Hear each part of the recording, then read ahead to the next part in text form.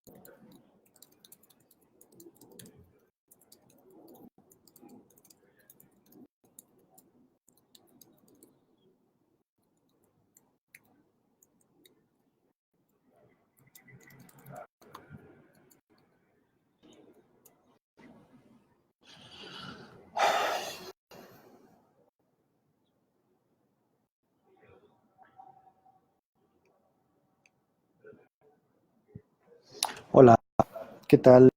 Buenas noches. Bienvenidos nuevamente al taller en línea que estoy ofreciendo con la intención de que aprendamos un poquito más de este fenómeno, de esta experiencia que es la ansiedad y sobre todo que podamos utilizar la herramienta del RTP de la ansiedad de una manera mucho más eficiente. Vamos entendiendo y aprendiendo de los ejemplos de otras personas. Eh, ya saben, mi nombre es Fernando Villanueva y tengan toda la confianza de escribirme preguntas que les surjan acerca de la ansiedad. El día de hoy vamos a platicar un poquito respecto a la historia, podríamos llamarlo así, de la ansiedad, con la intención de comprender de dónde venimos y cómo hemos llegado a esta experiencia social, ¿no? Familiarizada que tenemos con la ansiedad, ¿no? Estamos muy familiarizados con esta forma de interactuar, de existir y bueno, creo que es importante que la podamos sobre todo entender. Voy a compartir una presentación.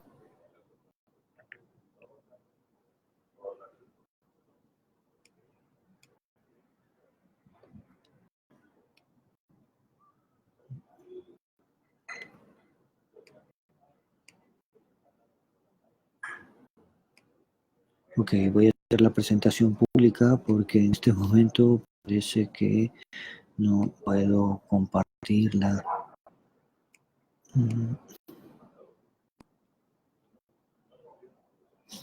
Disculpen.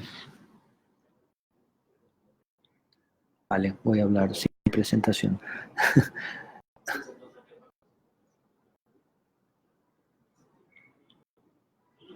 Ok.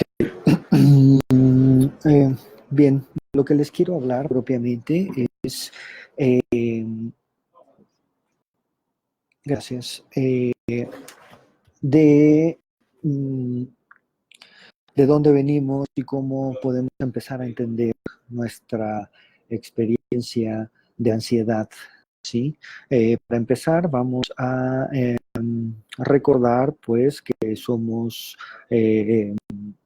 como nos define la biología, Homo sapiens. Homo sapiens sapiens es en realidad, bueno, pasan varias cosas que de repente se encuentran relaciones filogenéticas entre nosotros y los neandertales, después no, y entonces pasamos de ser Homo sapiens a Homo sapiens sapiens, otra vez a Homo sapiens, y así mientras se van avanzando los estudios y se va entendiendo un poquito más la humanidad. Pero, digamos, como Homo sapiens sapiens, tenemos ciertas características. Estas características tienen que ver de entrada, pues, con el hecho de que somos mamíferos.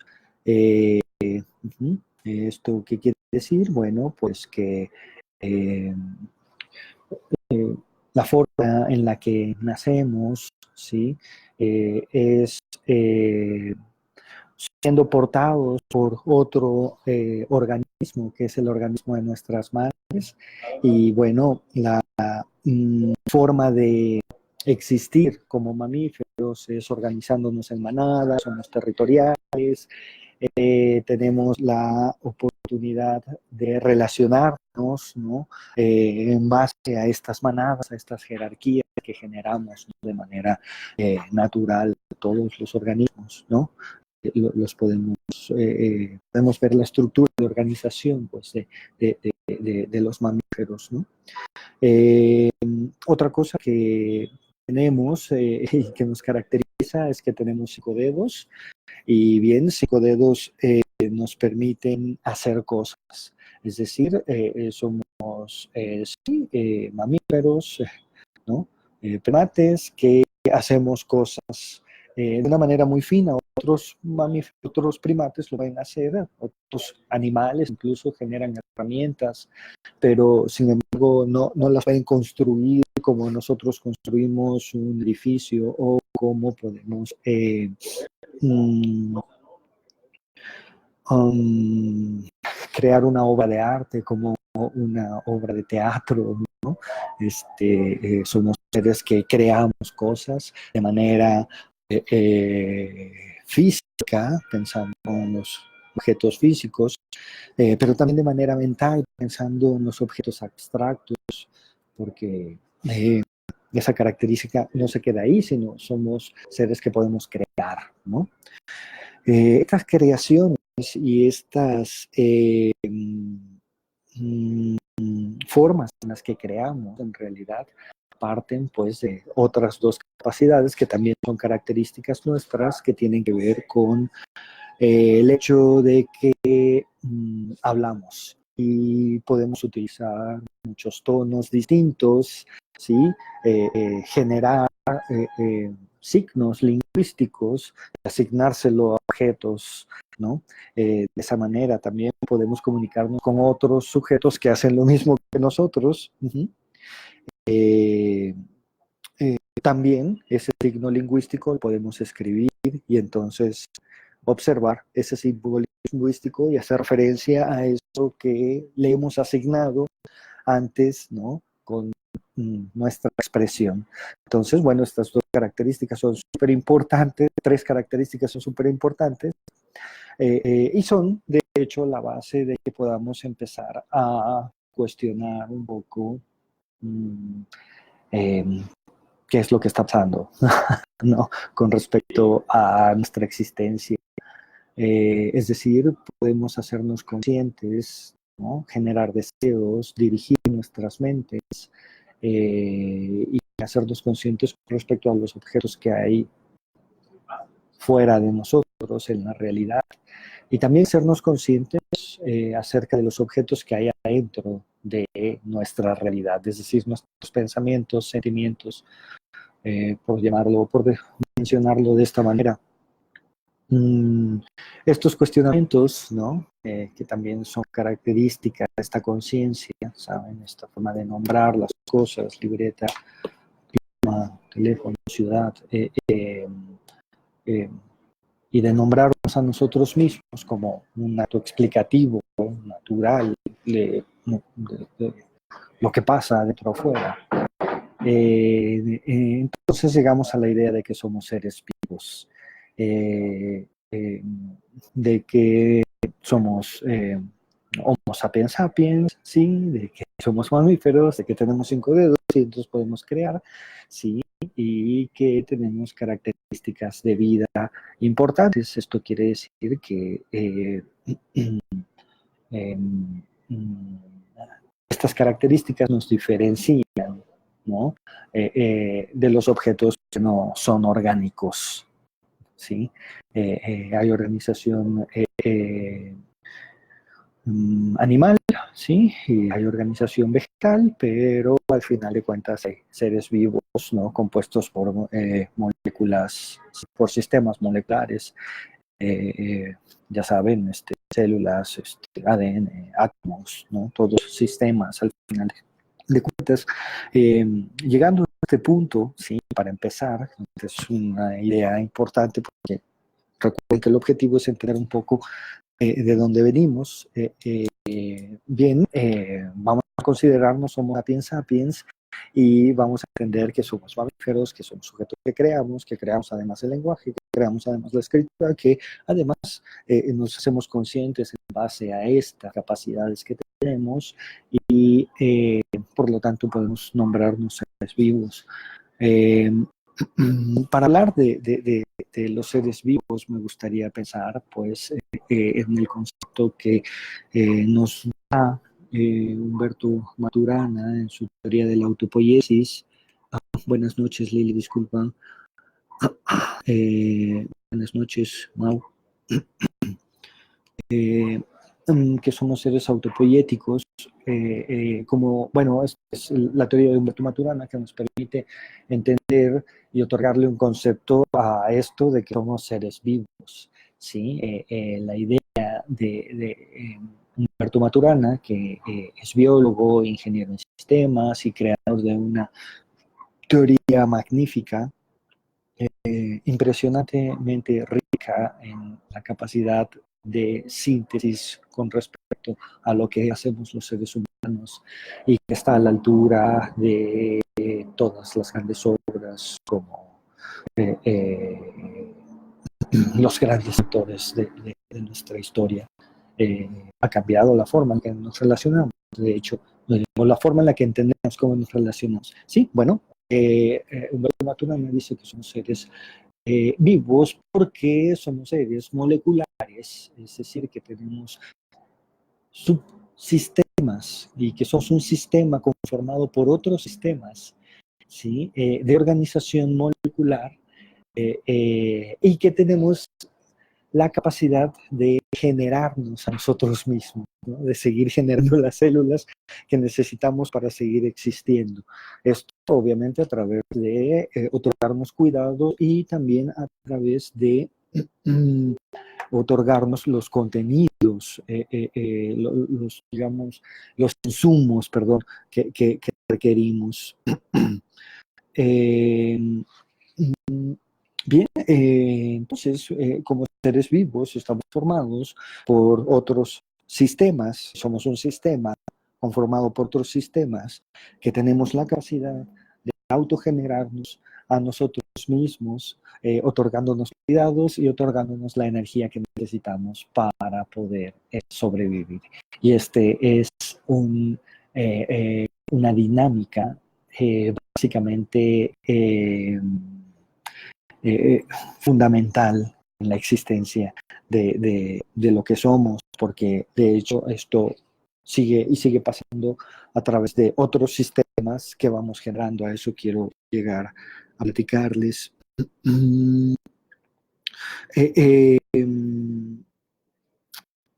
Digamos que nos generamos, y la forma en la que nos generamos a nosotros mismos, ¿sí? Es a través de ciertas operaciones físicas, químicas, biológicas, ¿sí? Y que tienen eco, obviamente, en nuestra experiencia psicológica, filosófica de la vida. Para hacer esto, seres humanos, una y otra vez utilizamos nuestro sistema nervioso central. Digamos que el sistema nervioso de los seres humanos es el operador del principio, ¿saben? De autogenerarnos y de mantenernos vivos, probando y generando, ¿no? Experiencias a lo largo del tiempo. Uh-huh. Esto es lo que hacemos los seres vivos, ¿de acuerdo? Nos autogeneramos. Para autogenerarnos y para mantenernos vivos, digamos que esa fue desde hace 195 mil años, 165 mil años que somos Homo sapiens sapiens, ¿no? Lo que ha estado haciendo nuestro sistema nervioso central es sostener este principio de vida, ¿sí? De autogenerarnos, de acercarnos a la energía que requerimos y de procurarnos cuidados probablemente alejarnos de las cosas que no nos hacen eh, mm, bien, ¿sí? O sobre todo que no mantienen nuestra organización molecular, sistémica, ¿no? Eh, sosteniéndose, ¿de acuerdo? Eh, ok, para esto nuestro sistema nervioso central ha desarrollado una gran habilidad y es la habilidad de interpretar el estímulo exterior, ¿saben? Adentro de nuestro sistema nervioso central mm, no, no hay formas, no hay colores, no hay sabores, no hay palabras, no hay sonido, ¿saben? No hay nada. Lo único que hay adentro de nuestro sistema nervioso central son impulsos eléctricos, ¿sí? Estos impulsos eléctricos, digamos, en nuestro cerebro interpreta, ¿sí? De dos formas, a través de recordar una experiencia anterior similar, uh-huh, o a través de la necesidad de aprender un objeto nuevo, una experiencia nueva. Para esto hace operaciones súper básicas que más adelante en otro tallercito explicaré cómo estas operaciones están abarcadas por nuestro ejercicio del RCP de la ansiedad y que son fundamentales para poder reducir nuestra ansiedad. Son objetivar, categorizar y priorizar. Pero bueno, la idea es que el cerebro se ha dedicado durante 165.000 años, ¿sí? Desde que somos Homo sapiens, a mantener esa autogeneración del organismo vivo en relación sobre todo pues con su medio ambiente.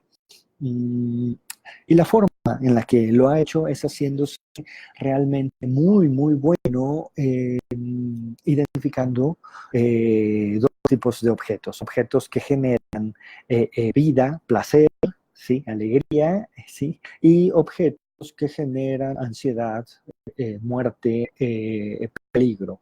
¿De acuerdo? Nuestro sistema, de hecho, esto es muy importante, nervioso es mucho más sensible a los estímulos negativos que a los estímulos positivos. La razón es la autogeneración, es decir, la autopoiesis del organismo que se mantiene autogenerándose a sí mismo. ¿Por qué? Porque la idea es que cuando hay objetos que bloquean o contraponen a esa actividad autogenerativa del sistema, se interpretan como objetos peligrosos, como objetos que ponen en peligro nuestra vida, nuestro sostenimiento, pues, ¿no? ¿Por qué es más sensible nuestro sistema nervioso central a este tipo de objetos? Bueno, pues por la razón biológica evolutiva y de reproducción autogenérica. Es decir, si el sistema fuera igual de sensible para lo que es interpretado como positivo a lo que es interpretado como negativo, entonces estaremos muertos, ¿sí? La razón por la que estamos vivos es porque somos más sensibles a lo negativo, ¿sí? Y es decir, a eso reaccionamos más rápido, ¿sí? Con la intención de preservar la vida. Y esto es en realidad una información súper importante y bestial, porque nos permite entender cómo nos apegamos a ciertos objetos que generan placer y cómo nos alejamos de ciertos objetos que generan displacer. Ajá. Entiendo que hay objetos que no son placenteros, que la gente los vive así y al revés, ¿no? Objetos que son placenteros y la gente los vive de forma contraria. Es lo que quería decir, era de forma contraria. La gente los vive de forma contraria. Esto es porque nuestro cerebro, en realidad, lo que está haciendo constantemente es interpretar estos estímulos estímulos, ¿sí? En base a su experiencia, determinar si esto es placentero o si esto es negativo, ¿sí? Y esto sucede desde hace 195.000 años, lo que no garantiza pues que el cerebro haya cambiado en su forma de reaccionar ante los estímulos, ¿sí? Esta es la razón por la cual el RCP funciona, es decir, la realidad no solo viene hacia adentro, sino adentro hacia afuera, ¿sí? Los seres humanos, así como pensamos, también vivimos, sentimos, y así como sentimos, experimentamos la realidad. Eh, Otra forma de pensarlo es que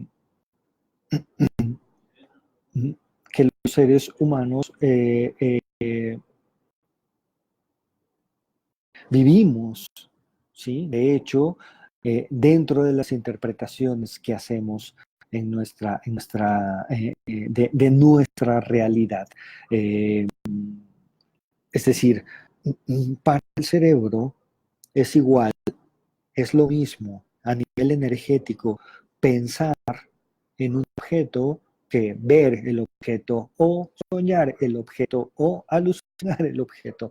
El cerebro cuando se encuentra ante esa dinámica no tiene la capacidad para saber si está dentro o está fuera. Sí. Esto es impresionante. El ejemplo con el cual más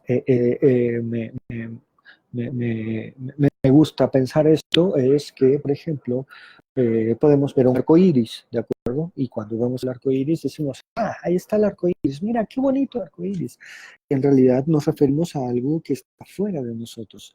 Sin embargo, es muy interesante eh, eh, comprender pues que el ojo humano es el que tiene la capacidad de ver eso, ¿sí? Eh, mm, Hay otros cerebros que no tienen esa capacidad de ver eso que nosotros estamos viendo, ¿sí? Eh, eh, entonces, viene una pregunta súper bonita, ¿no? ¿Dónde está el arco iris? Está adentro de nosotros, está en nuestro ojo, está ahí afuera, ¿saben? De manera impresionante, asumimos que está ahí afuera, pero no todos lo pueden observar. No estoy diciendo que no está afuera, sino que el cerebro humano, lo que estoy diciendo es que el cerebro humano tiene la capacidad de recibir un estímulo, generar otra cosa, ¿saben? Y asignar, ¿no? A esas cosas que está viendo belleza o peligro, ¿no? Eh, entonces, bueno, entendemos que los seres humanos son mamíferos, tienen 5 dedos, tienen esta característica de crear cosas, incluso lo hacen de manera simbólica y a través del lenguaje. Son capaces de darse cuenta de cosas, de experimentar, es decir, son conscientes, son seres vivos porque son sistemas conformados por otros sistemas de organización molecular. Eh, eh, y todo eso está operado por nuestro sistema nervioso central que está interpretando constantemente estos estímulos e interactuando con la realidad. Yo tenía un maestro, eh, gran maestro que recuerdo con cariño, que decía, ¿dónde vive el ser humano? Y bueno, esa pregunta la sostuvo varias veces hasta que obviamente con los contenidos y con la clase fuimos llegando a la idea, ¿no? Hasta que pudimos contestar en grupo, bueno, el hombre vive en palabras. Y dice, maestro, exacto, el hombre vive en palabras. Es decir, vive en casas, en ciudades, en distritos, en provincias, en edificios, ¿sí? Y no es que las cosas no estén allá afuera, sino que tienen una representación simbólica y que son los conceptos los que determinan la realidad en la que vivimos. Y insisto, esto es impresionante. Hay por ahí una imagen que, bueno, tengo en la presentación, no sé por qué no pude transmitirlas, la voy a dejar por aquí en la liga para que puedan ver. Es muy viejita, es muy bonita, de unos dibujitos muy lindos que dicen mindful or mindful, ¿sí? Hace referencia a una imagen en donde está un sujeto con su perro viendo el horizonte, ¿sí? El sol, las montañitas, y salen burbujitas de lo que está pensando el sujeto, y también salen burbujitas de lo que está pensando el perro, y es lindísimo porque el ser humano está pensando, y ahí imágenes, un carro, un sujeto triste, música, una ciudad, unos calcetines, ahí cosas, ¿no? Y el perro en lo que está pensando es justo en lo que está viendo, en el horizonte, los arbolitos, el sol, la tierra, ¿saben?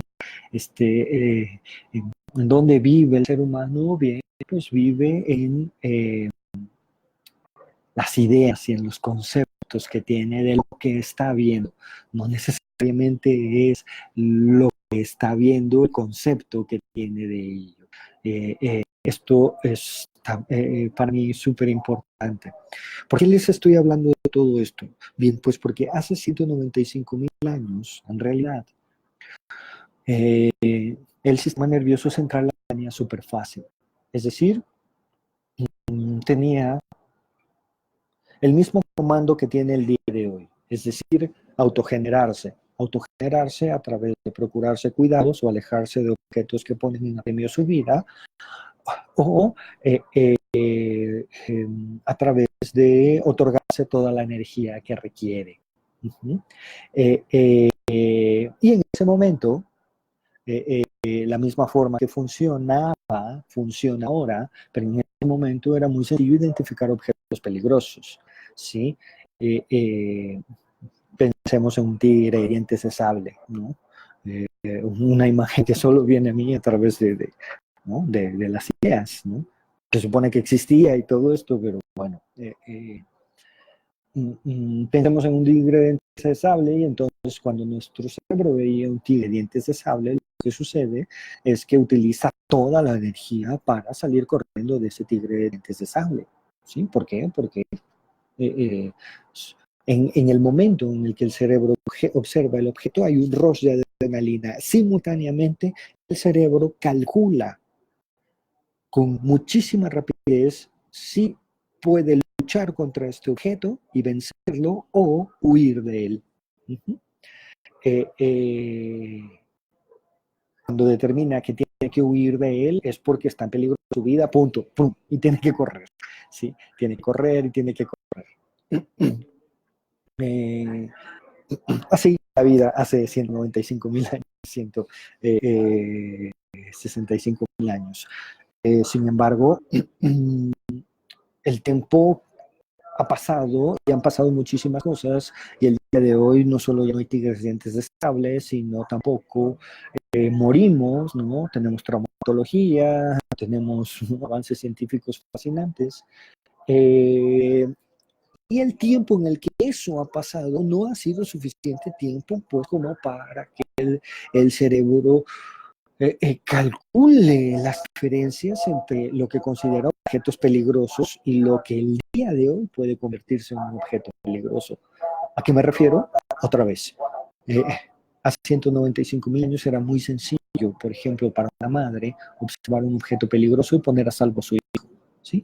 El día de hoy, cuando una madre manda al colegio a su hijo, ella no está preocupada por si un tigre de dientes de sable se lo va a comer o no. ¿Sí? Simple y sencillamente asume que eso no va a pasar. Uh-huh. Sin embargo, hay otras características que el día de hoy pueden ser consideradas como características de la realidad, que el día de hoy pueden ser consideradas como peligrosas, y ya no porque ponen en apremio nuestra vida física, sino porque ponen en apremio nuestra vida psicológica, es decir, la vida de las ideas y de los conceptos que tenemos. ¿Me explico? Una madre, cuando manda a su hijo a la escuela, lo que quiere es que aprenda, que comparta, que sea feliz, ¿no? Que probablemente tenga novia, que lo junten los compañeritos, ¿no? Que sea, que destaque en algo, ¿no? ¿Ok? Esa es la forma en la que el cerebro, porque además aprendemos esto desde chiquitos, sabemos qué es lo que mamá quiere. Entonces, decimos, joder, tengo que destacar, tengo que tener novia, tengo que ser aceptado, tengo que ser esto, tengo que ser lo otro, ¿no? Y cuando eso no pasa en la escuela, eh, el cerebro entiende ese objeto peligroso como lo ha recordado a lo largo de eh, una memoria celular y una historia filogenética de cientos y tantos mil años, como ya he dicho, ¿no? Entonces, en nuestro cerebro lo que aparece es un tigre de dientes de sable, ¿no? Y segrega adrenalina, como si tuviéramos que luchar o como si tuviéramos que huir de algún objeto que ponen a premio en nuestra vida. Eh, eh, es decir, el día de hoy nuestros tigres dientes de sable son el trabajo, ¿sí? Las creencias culpígenas, ¿no? Eh, eh, los conceptos, ¿sí? Equivocados que tenemos con respecto a la realidad y al posible peligro que pueden presentar. O sea, ¿a qué me refiero? Bueno, me refiero a que el día de hoy tenemos toda la tecnología, todo el conocimiento, toda la capacidad para eliminar el hambre, las enfermedades, la ignorancia, todo. Si no lo hacemos es porque seguimos reaccionando a nuestros tigres dientes de sable que están adentro de nuestra mente, es decir, esos objetos que son representados como peligrosos, ¿no? En nuestra experiencia de vida. Eh, Pensemos en un ejemplo. Supongamos que vamos caminando por la cocina porque nos levantamos a tomar agua y sucede que aparece en nuestras mentes, ¿no? Está medio oscuro, un hombre con un cuchillo, ¿vale? Nos espantamos, tiramos el vaso de agua, prendemos la luz y no hay ningún hombre, ni ningún cuchillo, ni ningún hombre con un cuchillo. Lo que aparece es un perchero, un costal de ropa sucia, ¿vale? ¿Qué pasó ahí? Bien, nuestro cerebro, ¿sí? Eh, no tuvo la capacidad de reconocer el objeto que estaba allá afuera, ¿sí? Y de manera sensibilizada ante los peligros de la vida, segrega un roce de adrenalina que en realidad lo que hace es activar, ¿sí? En nuestros centros de estrés. Y en nuestros centros de estrés están las representaciones y las imágenes más catastróficas y fatalistas que pueden haber en la vida. Y entonces aparece un hombre con un cuchillo que nos quiere matar. Eh, ese es un funcionamiento completamente normal de nuestro sistema nervioso central. ¿Sí? ¿Qué está pasando en esa experiencia? Bueno, lo que está pasando es que el cerebro no ha visto bien ese objeto y como no lo ha visto, ha segregado adrenalina porque interpreta que está en peligro, es un objeto desconocido que no se registran bien las características. Eh, y la adrenalina activa nuestra memoria fatalista y de peligro, ¿sí? Digamos que es la forma que tiene nuestro sistema nervioso central de decirnos, hey, observa eso, estás en peligro, ¿sí? Pero la reacción es como desde hace 165.000 años es la misma, ¿de acuerdo? Eh, eh, Bien, si nuestros objetos peligrosos se sostienen a lo largo del tiempo en nuestra mente, porque además son el trabajo y el tráfico y el smog, ¿sí? Y el montón de cosas con las que vivimos y estamos todo el tiempo relacionándonos, pues entonces el cerebro se confunde porque dice, joder, está peligroso, pero no sé de dónde viene, no sé qué es lo que me pone en peligro y bueno, cada vez que nos vamos a dormir vamos acumulando, ¿sí? Un poquito de adrenalina. Hace 195.000 años era muy sencillo desintoxicarnos. Corríamos, cazábamos, gritábamos, cogíamos, día de hoy tenemos un poquito de estrés y de adrenalina y no corremos, no cazamos, no gritamos, no cogemos. Entonces, vamos acumulando, ¿sí?, esta energía hasta que un día esa energía se convierte en ansiedad, en un estado crónico, eh, promovido por la acumulación, ¿sí?, de adrenalina, noradrenalina, ¿sí?, se manifiestan en ansiedad, en miedo y en el bloqueo completamente de nuestro sistema nervioso central, porque la reacción normal del sistema nervioso central ante un objeto peligroso es verlo y atacarlo, o verlo y huir, ¿sí? Pero si no sabemos de dónde viene el objeto peligroso, entonces nos convertimos en un venadito, ¿no?, chiquitito, que acaba de nacer, que está descansando, que ya se dio cuenta que los otros no están y que, ¿sabes? Eh, sabe que hay peligro por ahí, pero no sabe dónde está el tigre, entonces se queda paralizado. Y es un bloqueo, un miedo. Si alguien ha tenido ansiedad, sabe perfectamente a qué me refiero. Es una experiencia real de que te vas a morir, ¿no?, de que algo está funcionando mal. Pues sí, todo tu sistema nervioso central diciéndote: corre, huye, estás en peligro. Espero que se haya entendido en la presentación que hice para eso, y todo lo que quería hablar. Es un recorrido de por qué nuestro sistema nervioso central está bien, que la ansiedad no es algo malo, ¿sí? Pasa que nuestro cerebro necesita cierta ayuda y tampoco está equivocado, es decir, es real, estamos en peligro, ¿saben? Nos exponemos al estrés constante, a la ansiedad constante, ¿sí? Ambientes que obviamente no nos están haciendo ni más inteligentes ni mejores personas, ¿no? Entonces, bueno,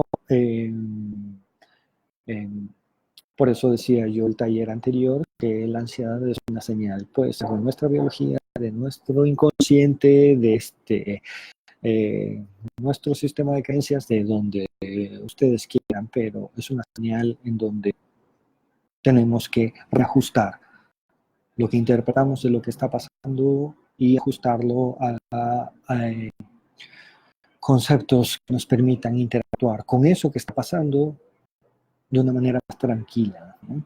No a través del miedo y no a través de la ansiedad. Les agradezco mucho. Hasta este momento parece que no he tenido ninguna pregunta y ya hablé muchísimo, chicos. Nos vemos el siguiente martes. Muchas gracias.